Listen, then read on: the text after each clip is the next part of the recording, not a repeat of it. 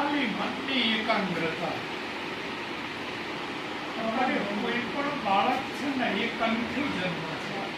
કન્ફ્યુઝનનો meaning કે એને ખબર નથી ક્યાં પહોંચવું છે, શું કરવું છે, શું કરું તો મને સફળતા મળે. એ વિઝન જે છે એ ક્લિયર નથી થયું. એટલે હરેક બાળક છે એ સવારથી સાંજ સુધી નીકળે છે પોતાના મિશન ઉપર, પણ સક્સેસ થવા માટેની જે એંગલ છે એ એકાગ્રતા છે, અને એ એકાગ્રતા નથી. આ મન છે એ વિક્ષિપ્ત થઈ ગયેલું છે. એટલે શું કહેવાય ને, કન્ફ્યુઝન. એને દિશા શૂન્ય કહેવાય. એ દિશા નથી મળતી. કામ કરવું છે, મહેનત કરવી છે, પણ દિશા શૂન્ય છે કે હું કરું અને મને સફળતા મળે કે ના. તો કન્ફ્યુઝન સાથે લીધેલો ડિસિઝન છે એ ડિસિઝન રાઈટ ડિસિઝન નથી, રોંગ ડિસિઝન છે. સફળતા મળી બી જાય તો રામ ભરોસે મળી છે એવું એવું સમજવું. કોઈ પ્લાનિંગ સાથે કે સાયન્ટિફિક સફળતા મળી એવું ન કહેવાય.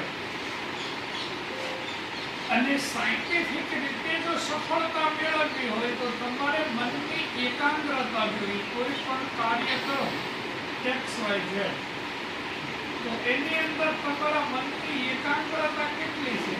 10%, 20%, 30%, 40, 50, 60, 70, 80, 90. પણ સફળતા માટે 100% જોઈએ. એમાં 1% કમ નથી.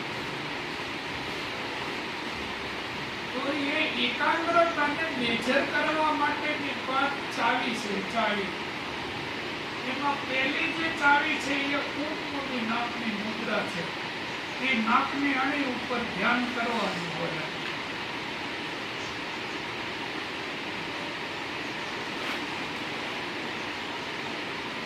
અને ધ્યાન આવડી ગયું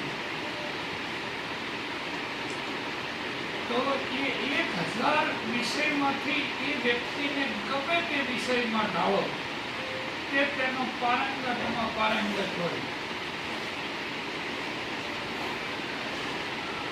અને કોઈ પણ ઓપરેશન તમે આપો એટલે પાછો ના આવે. તેના સમાચાર છે એ હારી ના હોય એવા ના હોય. તમારે ના આવ્યો હોય ત્યારથી ફૂલની માળા અને કંકુ લઈને જોડો એ જીતીને જ આવે.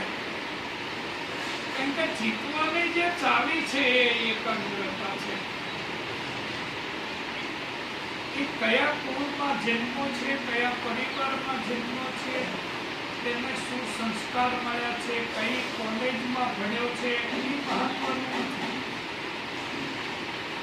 એ તો કોઈ સુખી પરિવારમાં જન્મ હોય તો એ બધી ફેસિલિટી મળી હોય, પણ જે રીલ અને વારસો છે એ RNA અને DNA ની ડિસઇન્ફેક્શન ચેમ્બર છે.